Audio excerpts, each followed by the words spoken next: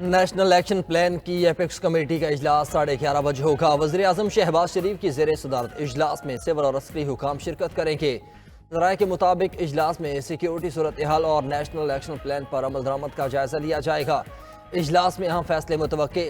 ادھر SIFC کی apex committee کے اجلاس سے خطاب میں وزیر اعظم نے کہا کہ بدقسمتی سے دہشت گردی نے پھر سر اٹھایا ہے، جس سے کچلے بغیر پاکستان آگے نہیں بڑھ سکتا۔ اعلامیے کے مطابق شرکاء کا ملک کے میکرو اکنامک حالات میں بہتری پر اطمینان کا اظہار۔ آرمی چیف نے امن و امان اور معاشی استحکام کے لیے حکومتی اقدامات کی حمایت کا عزم دہرایا۔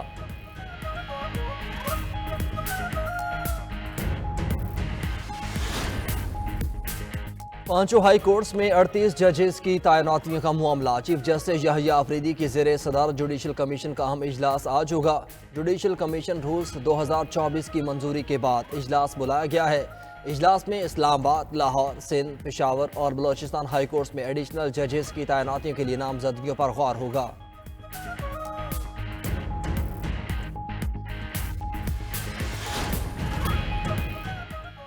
وفاقی وزیر داخلہ کا نیشنل پولیس اکیڈمی اسلام آباد کا دورہ، اپ گریڈیشن کا اعلان۔ زیر تربیت افسران کے لیے فراہم کردہ سہولیات کا جائزہ لیا۔ زیر تربیت افسران سے ملاقات میں سہولیات سے متعلق دریافت کیا۔ وزیر داخلہ کی رہائش کی معیاری سہولیات فراہم کرنے کی ہدایت۔ محسن نقوی نے نیشنل اکیڈمی کا ماسٹر پلان بھی طلب کر لیا۔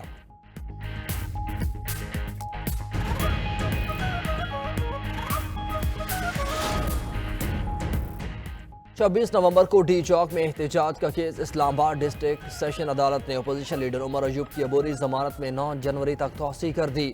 PTI رہنما کے خلاف تھانہ کورال میں مقدمہ درج ہے۔ دوسری جانب 26 نومبر کے احتجاج پر گرفتار PTI کے 278 کارکنان کی ضمانتیں منظور کر لی گئیں۔ 158 گرفتار کارکنان کی ضمانتوں کی درخواستیں مسترد کر دی گئیں۔ ATC اسلام آباد نے 436 ملزمان کی درخواستوں پر سماعتیں کی۔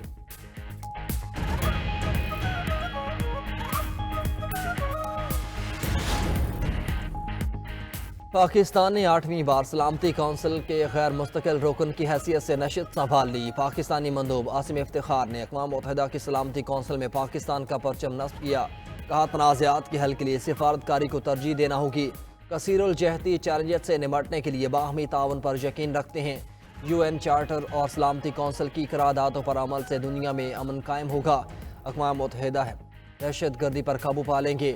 پاکستان نے انسداد دہشت گردی کے لیے اہم اقدامات کیے ہیں۔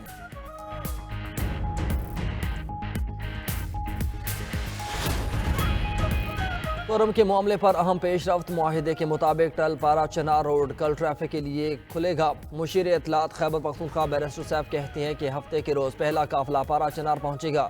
پارا چنار جانے والے پہلے قافلے کے سفری اور حفاظتی انتظامات جاری ہیں۔ علاقے کو اسلحے اور بنکر سے پاک کیا جائے گا۔ معاہدے کے مطابق اسلحہ جمع کرنے کے لیے دونوں فریق 15 دنوں کے اندر مربوط لاہے عمل دیں گے۔ اسلحے کی آزادانہ نمائش اور استعمال پر بھی پابندی ہوگی۔ علاقے میں پہلے سے موجود بنکرز 1 ماہ میں ختم کیے جائیں گے۔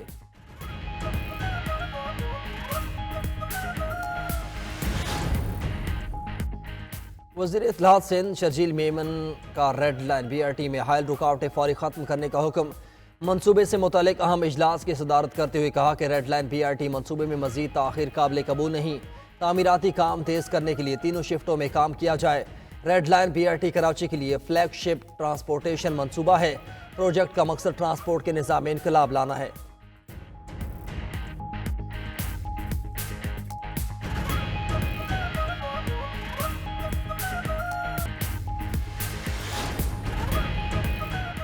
لاہور سمیت پنجاب کے مختلف شہروں میں دھند کے ڈیرے حد نگاہ سے فروغ گئی۔ شدید دھند کے باعث موٹر ویز کو متعدد مقامات سے بند کیا گیا۔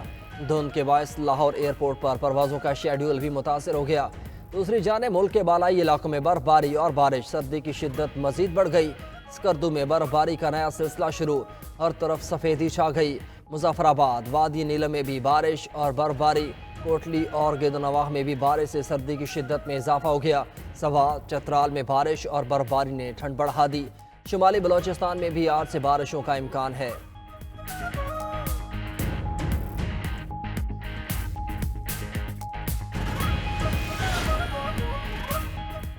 حکومت اور PTI کی دوسری بیٹھک۔ اعلامیے کے مطابق PTI نے تحریری مطالبات دینے کے لیے وقت مانگ لیا۔ زبانی مطالبات میں بانی چیئرمین سمیت تمام کارکنان کی رہائی کا مطالبہ کیا۔ 9 مئی اور 26 نومبر کے واقعات پر جوڈیشل کمیشن بنانے کا کہا۔ سیاسی قیدیوں پر مزید کیس قائم نہ کرنے اور ضمانتوں میں رکاوٹ نہ ڈالنے کا بھی مطالبہ کیا۔ ترجمان مذاکراتی کمیٹی سینیٹر عرفان صدیقی کے مطابق پی ٹی آئی نے مطالبات تحریری طور پر دینے کے لیے بانی سے ملاقات اور 1 ہفتے کا وقت مانگا ہے۔ تیسری میٹنگ اگلے ہفتے ہوگی۔ تحریری ڈیمانڈز آنے کے بعد ہم اپنی لیڈرشپ کے پاس جائیں گے۔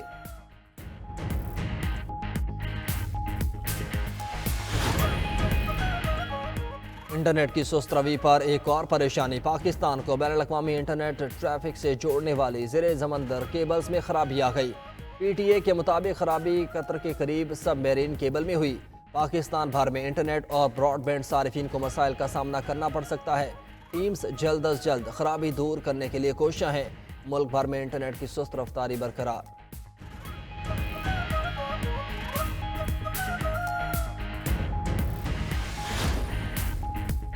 قطر کی فضائی کمپنی کا 7 جنوری سے شام کے لیے پروازیں دوبارہ شروع کرنے کا اعلان۔ قطر 13 سال بعد منگل سے دمشق کے لیے پروازیں دوبارہ شروع کرے گا۔ دوسری جانب امریکی فوجی اتحاد نے شمالی شام کے شہر کوبانی میں فوجی اڈے کی تعمیر شروع کر دی۔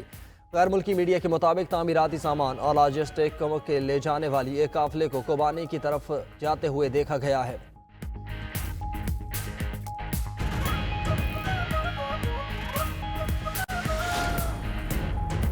امریکہ کے شہر لاس ویگاس میں ٹرمپ ہوٹل کے باہر ٹیسلا سائبر ٹرک دھماکے میں ہلاک ہونے والا شخص حادثے سروے فوجی افسر نکلا۔ غیر ملکی خبر ایجنسی کے مطابق سائبر ٹرک کے اندر سے ایک شخص کی جلی ہوئی لاش برآمد کی گئی، جس کی شناخت کر لی گئی۔ میتھیو لیولز برگر کے نام سے حادثے سروس امریکی فوجی تھا۔ سائبر ٹرک میں دھماکہ خیز مواد موجود تھا۔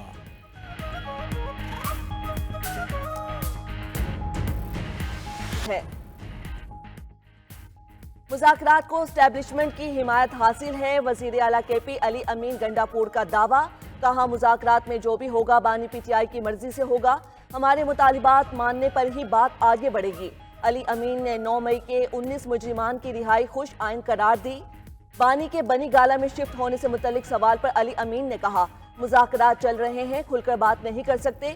رکن کمیٹی صاحبزادہ حامد رضا نے کہا حکومت سے ریلیف نہیں چاہتے، بس یہی کہا ہے سیاسی کیسز نہ بنائیں اور ضمانتوں کی مخالفت نہ کریں۔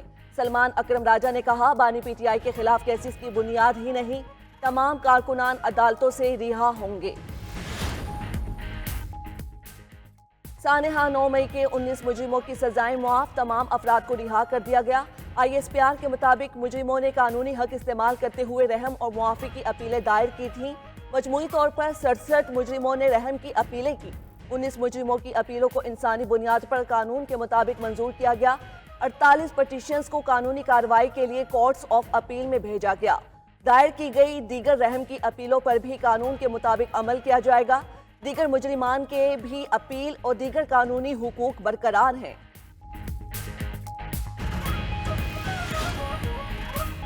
کرم میں امن معاہدے کے باوجود حالات میں بہتری نہ آئی، راستے بدستور بند، اشیاء کی سپلائی بھی بحال نہ ہو سکی۔ 4 مقامات پر دھرنے بھی جاری۔ مشیر اطلاعات کے پی بیرسٹر سیف کے دھرنے والوں پر تنقید، کہا امن معاہدے کے بعد دھرنوں کا کوئی جواز نہیں بنتا۔ حکومتی سطح پر پارا چنار کے لیے پہلا قافلہ ہفتے کو جائے گا۔ ادھر گورنر کے پی فیصل کریم کنڈی کا کہنا ہے کرم کے تنازع پر ملک دشمن عناصر ملوث ہیں، دعا ہے امن معاہدے پر عمل درآمد ہو۔ حکومت کرم کے مسئلے پر سنجیدہ ہوتی تو دھرنے ہی نہ ہوتے۔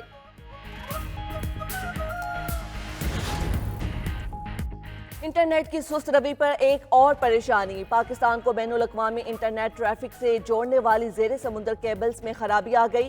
پی ٹی اے کے مطابق خرابی قطر کے قریب سب میرین کیبل میں ہوئی۔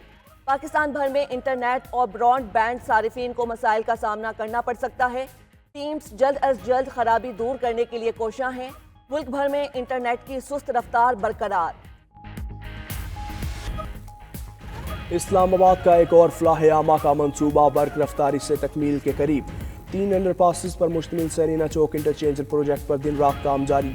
وفاقی وزیر داخلہ محسن نقوی کا سیرینا چوک انٹرچینج پروجیکٹ کا دورہ، تعمیراتی کام کا جائزہ۔ انڈر پاس کا کام اگلے 5 روز میں مکمل ہونے کی امید ظاہر کر دی۔ وزیر داخلہ نے بیوٹیفیکیشن پلان کی بھی منظوری دے دی۔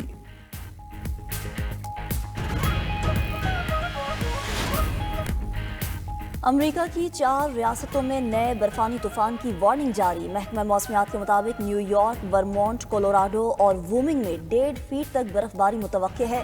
رہائشیوں کے لیے سفری وارننگ جاری۔ 70 میل فی گھنٹے کی رفتار سے برفانی ہواؤں سے بجلی کا نظام متاثر ہو سکتا ہے۔ نیو یارک میں سینٹ لارنس، فرینکلن اور کلنٹن جیسی کاؤنٹیز طوفان کی زد میں ہیں۔ امریکی ریاستوں میں جمعے تک برف باری کا امکان۔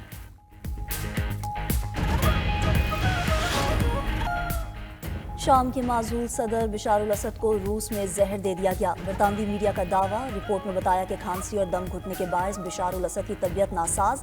مختلف ٹیسٹوں سے پتہ چلا کہ انہیں زہر دیا گیا۔ بشار الاسد کو قتل کرنے کی کوشش میں زہر دیا گیا۔ اب ان کی حالت بہتر ہے۔